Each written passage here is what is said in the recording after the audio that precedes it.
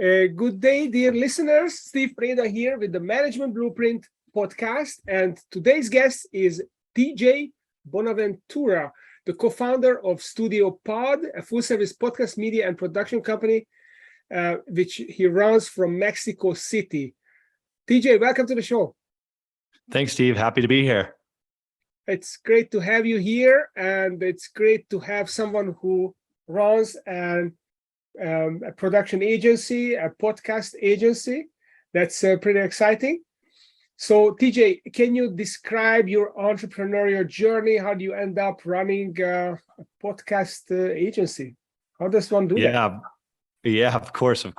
So, I don't know if I have a traditional background or not. I think everybody has their own unique background, but I got into the entrepreneurial space a little bit later in life, about when I was in my late 20s, early 30s. I'm from Silicon Valley. So if you think about it in terms of where I'm from, that's pretty late. A lot of people there start much, much earlier than that.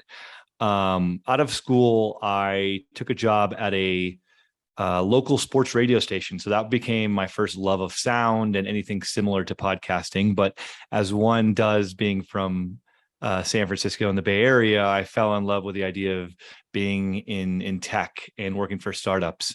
And so I ended up doing that for about 8, 9, 10 years. And, very quickly, I realized that I wanted to be an entrepreneur. I always had the spirit, always wanted to do it, but it took me a little bit later in life to go ahead and start that. So what ended up happening was I tried to start a podcast. I've always been a fan of podcasts. I was living in New York at the time, tried to start a podcast with a good friend who was in San Francisco. And what I realized, Steve, it was like very, very difficult to be able to start this thing. And this was back in 2016, 2017. I didn't know what equipment to buy. I didn't know how to record. I wasn't really sure how to edit. And what I found was me and my friend were spending all of our time on what should be very basic tools and skills to start the show that we wanted to. And a lot of our time wasn't focused on what was the important part, which was like the content and how to market it and how to find guests and all these things that you know about. I mean, you've been doing this for a while. And so that kind of struck the idea of why doesn't a production company or agency exist where we can't just record, or a podcaster can't just record it, hand it off to somebody. And then from there, the production agency would be able to do everything about market it, create the cover art, create social content, so on and so forth. And so from there, that was, 2017, 2018, started the business by taking over a studio space in San Francisco. And we quickly pivoted to realizing that businesses are going to be getting into podcasting. And here we are now in almost 2023, where StudioPod Media, me and my co-founder, Julian, now have somewhere around 20 different contractors and employees working for us across the world, and work exclusively with B2B organizations to use podcasting as part of their marketing strategy. So it's been quite the journey. Yeah, that's very interesting. I mean, obviously, there's a lot to putting a podcast out. Takes a lot of organization and a lot of moving pieces, and to have a one-stop shop where you basically take care of everything for people, and all they have to do is do the fun stuff, which is talking to people like you and record content. That's a great thing. So that leads us to the framework that we were talking about, because podcast is a great medium for many professionals, business people. I mean, I love podcasting. It's a great way to connect with people, to build relationship, to have interesting conversations with like-minded people. And you guys have actually developed the framework to help simplify it for people. And you call it the podcast solar system. So what is that? Why did you call it the solar system? And what does it allow someone to do? How does it work? Yeah. I'm a big fan of analogies. I'm a big visual person. And so we constantly were coming up with different ideas to create a framework that would be easily digestible by all different content marketers across any field. And so we landed on this idea, something that I've been calling the podcast solar system. And if anyone who follows me on LinkedIn knows, I love talking about this. But the idea is you can't just create a singular podcast and just hope that someone's going to listen to it. Mm-hmm. There's a reason why there's been a lot of comedians and famous people who have gone to start podcasts, and that's because they have a following. But for anyone who doesn't have a following or doesn't have some sort of audience already existing somewhere else, they need to be more tactical and more strategic with releasing their episodes. And so specifically when it comes to businesses and working with businesses in podcasting, the way we like to look at it is, if we're looking at the solar system, the audience is your sun, right? And all the different planets and moons that are orbiting the sun constantly are going to be the different pieces of content you're going to be developing. So one of which is going to be your full-length audio podcast. So that could be your Mars, if you will. Or maybe your video podcast is going to be your Mercury, right? And if we keep going out and extending the length of a solar system, and the good thing about this is, the universe is always expanding, but we won't get too nerdy about that. But every planet and moon is going to represent a different piece of content. So again, that could be maybe a piece of evangelistic content. So maybe you're a B2B organization and you want to create a podcast and take a 2-minute clip and give that to your sales team to use as part of their sales tactic to drive customers down the funnel. It could be many different things. We've seen people use playlists. We've seen them use YouTube. We've seen them use LinkedIn Lives. These are all things that are surrounding your audience, but it's all going to be within this podcast solar system. So how can we always be orbiting and attracting these pieces of content to be always within the orbit of your sun, aka your audience? Mm-hmm. Yeah, I love that analogy. That's interesting. And what strikes me is that in a solar system, every planet is different. So some are distant, some are close, some are big, some are small, different color. Some has a ring around it, like Saturn. So these elements in the solar system, they are different. So to make sure that the audience doesn't get bored, because I think one mistake I have made with my podcast is, I started posting all my episodes on LinkedIn. And obviously, people get bored of this and they don't want to see it and they just switch it off. So I'd be better off creating other pieces of content, other planets, so that to keep things more interesting. So what is a strategy that you recommend to your clients in terms of how to construct that solar system? Yeah, it's a great question, because a lot of times our organizations don't really know where to get started. And the best thing about this, Steve, is that the content itself, the podcast, is where you get started. So you can think of your singular podcast, your episode, as its own content factory. I really believe that you can get almost 10 to 20 pieces of content just from one episode alone. If you think about the full-length episode, if you did a video clip, if you want to cut up into audio clips, that's where you need to get started. You're not going to find your audience. You're not going to build your audience solely by just recording and putting it up on Spotify and Apple and everywhere else everyone listens to podcasts. Where you're really going to get the value is from creating these pieces of micro content and supporting content like blogs and posting them at the places where your audience is ultimately going to live. And so I think there's this black and white area with organizations today, and anyone who's really starting a podcast, is that they need to boil the ocean and they need to create this full enhanced 20 episode strategy in order for this to be successful. But also there's times when we see there's organizations who are like, screw it, we're just going to go record and we're going to figure it out. There needs to be a happy medium. I always believe in gray areas. So the idea that you're able to, let's start recording, let's start with 6 episodes. We love starting with 6 episodes. Let's do a short limited series. Let's see how it plays out. It doesn't need to have a consistent cadence of release, but then let's use those 6 pieces of audio content to create upwards of, in this case, 100 pieces of micro content that now we can repurpose for future campaigns going forward. So I think when get started, start small, start with 6 episodes, but not too small, just 1 episode, build a plan, test it out, see if it's a pilot, and then now turn that limited series into a more consistent, ongoing, strategic content pillar. Okay, so you mentioned the video, short video, perhaps. You mentioned the blog. So what other types of content can be created? So what's the 20 pieces of content? You guys have 20 different ideas of how to do this, or is it different media platforms? How does it become 20? Yeah, definitely. So if you think about, okay, you do a 50-minute podcast, roughly, right around there, 50 minutes to an hour, 45 minutes, 30. Okay.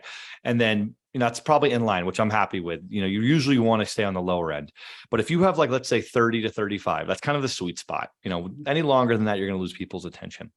But anyways, within there, you can have, let's say, 3 to 5 pieces of short audio content. So that's 3 to 5 audio, 3 to 5 video. So right there, you're looking at 6 to 10. You're having the full length. So you add 2 more. So now you're looking around 12 pieces of content. So then now you want to create a YouTube playlist from that content. So that's also going to be considered one piece of content. When I realized that I lost you, you said 12, this is 12. And I said, okay, the blog is 13. And I don't know, something was 14, another idea. I don't know what it was. So we are at 14. What are the other 6? Are there other ideas there? Yeah. So if you think about a YouTube playlist from this one episode, right? That would be another one, right? Or if you think about, you take the transcription, and from that transcription, you use 3, because you can create that transcription and you can then extend it into evangelistic posts for your salespeople, right? Yeah. Like now you're creating emails, right? Maybe you want to do a snippet for a newsletter. Now we're getting closer to the 20, right? So if you can start to see, it's about being creative. It's about, making sure that you're developing these small pieces of content, again, where your audience is going to live. Content is king right now. It's been said for a while, but you can really extend that into many different channels. And we haven't mentioned tweets. I mean, you can create 3 tweets out of it, so you're surpassing 20 now. Okay, that's really interesting. So you've got this solar system. I got an audience. In my case, it's business owners of mid-market companies, CEOs, and I post on LinkedIn. I post a blog. I tweet a couple. I do a short video, YouTube playlist, whatever. So I've got this. So how do I know that my podcast is successful? So is it just putting this out and then it's going to happen? Or how do you measure podcasts? Obviously, number of listeners, but maybe there are other ways of creating traction and being on track with making a podcast great. This is something that's changing before our eyes right now within the industry, Steve. Traditionally, as you know, and most people who have done podcasts know, the main success metric has been downloads. The problem with downloads is that there's very little information that we can gather about our audience from that metric.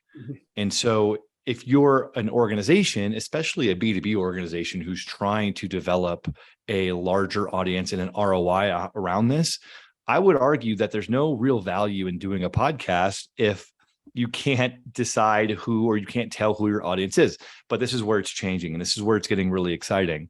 There's 2 things that are happening right now. One, there's this idea that organizations, and we're kind of a part of like leading this charge of like organizations need to focus less about using the algorithms on things like LinkedIn and YouTube and Instagram and all meta products when releasing their content, and just focus on creating really awesome content first and foremost. And if you create that awesome content and you do that from a brand owned channel on, let's say LinkedIn, that's where most B2B organizations, on LinkedIn, where most B2B organizations are living right now, then you use that algorithm after you've already created really awesome content to then make sure that the engagement, so post shares, post comments, impressions, those are the metrics where you're really going to see ROI.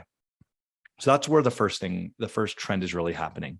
The second trend now is with different organizations that are coming and different tech out there, one of which is Casted, one of our partners right now, that what they allow us to do is that we can now track firmographic and contact data within your CRM. So now if we can say, all right, well, StudioPod has posted this specific video, now we can see, because it ties to our CRM and with our lead scoring data, like let's say, something like Pardot or HubSpot or what have you, what we can do now is see that if this contact is within our CRM, we can see if they've listened or watched a video of ours, if they consumed it, not only what they watched, but how long did they watch it for and how often are they watching for, and all those different things. If you're familiar with that type of lead scoring action and metric, is that now we can like tie and say, all right, well, this person is moving down the sales funnel because they've watched this content. And then if we don't have that information within our CRM, we could see the firmographic data. So we can say, all right, well, we know that, Chase is watching this video. So maybe we should have somebody on the sales team who owns that Chase account, probably reach out to see if they want to have a conversation about starting a podcast. Again, this is us, from the instance of if we're coming from our business. But because we can do this, now there's intrinsic value being created by the relationship that us and other production companies are doing with Casted, with other companies out there. So now the investment of B2B organizations is really starting to rise, because now we can see that, like, okay, this person is watching, I'm going to invest in this, and this needs to become a content pillar, where previously it just didn't happen, Steve. It wasn't there. It wasn't available.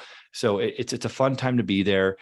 Last I read, there was only about 20% of organizations have even thought about doing a podcast. And that number is changing, like it is increasing month by month. So it's a very exciting time for us in the podcast agency space. And it's one of those things where if you haven't thought about doing a podcast yet as an organization, by the end of next year, you're going to be behind. It's just the fact. Everyone wants to consume the content. It's a great way to create a messaging or a way to create brand recognition that's adjacent but similar to what your organization does, especially if you're an older, let's say, financial institution, you want to do something different.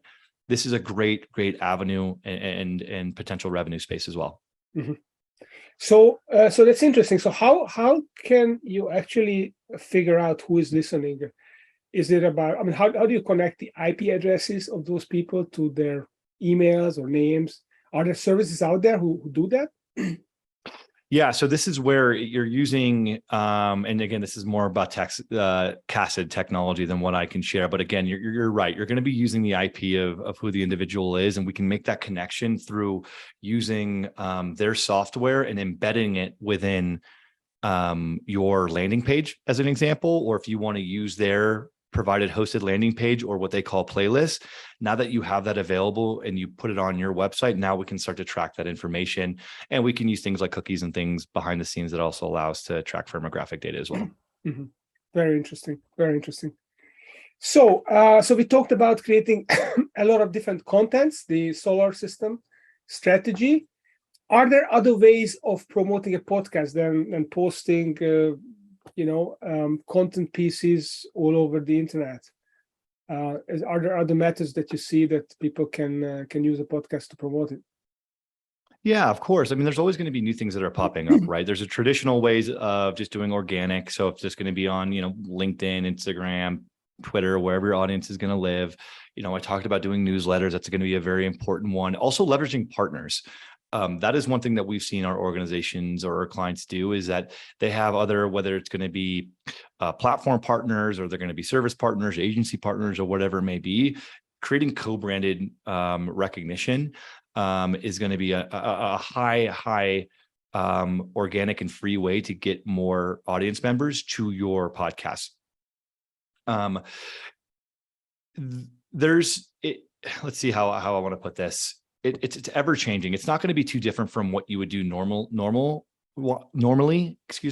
but I think for whatever reason, there's this weird misconception that a lot of content marketers don't believe that their audience is going to listen to their podcast because they're an organization. They think it's going to be, kind of a quote unquote, boring or bureaucratic, which is so far from the truth, Steve.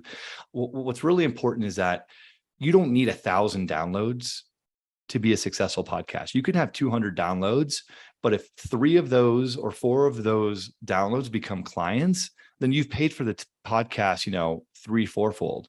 So that's really the change that we're trying to get at, that you don't need to promote it in a way that's going to be traditional advertising, but you may want to do some paid ad behind that, put that on LinkedIn and other places of that matter. So I think it's not going to be too different from what you're doing other pieces of content, but it's going to cost less spend, but there's going to be more on the production side when it comes to the spend. So I think that's a bit of a misconception from what we're hearing in the industry right now, but that's changing pretty quickly. Mm-hmm. I have a question about the blog, turning a podcast into a blog. So I understand that people do that because SEO will recognize a blog, but it will not be able to recognize words spoken in a podcast. I don't know if this is true, and and how that works. And because I know that YouTube is essentially identifying the most interesting parts of a YouTube video. So maybe it is SEO linked, I don't know. So that's the first part of the question. The second part of the question is, if it's true that creating blogs is really valuable, then what's the method for turning a podcast recording into a blog? When, there are superfluous sounds and words in a podcast, and sometimes the conversation is not completely organic. How do you make it a good read and not being too repetitive and simplistic language? I like that. I like that because we get asked this a lot. I wouldn't see one singular episode that needs to be turned into one adjacent and similar blog. And what I mean by that is you want to develop blogs over time. So while you're developing the content and your theme of your episode and your series, right, you're going to have almost like sub themes for each episode, right? And this is where you have different guests who have different specialties about whatever your subject matter is going to be. Over time, you're going to be developing, let's say again, 6 episodes, and now you've developed, anywhere from, at this point, like let's say at the very least, like 60 pieces of content. From those 60 pieces of content, you're going to find common themes that are being mentioned from those guests that you've had on.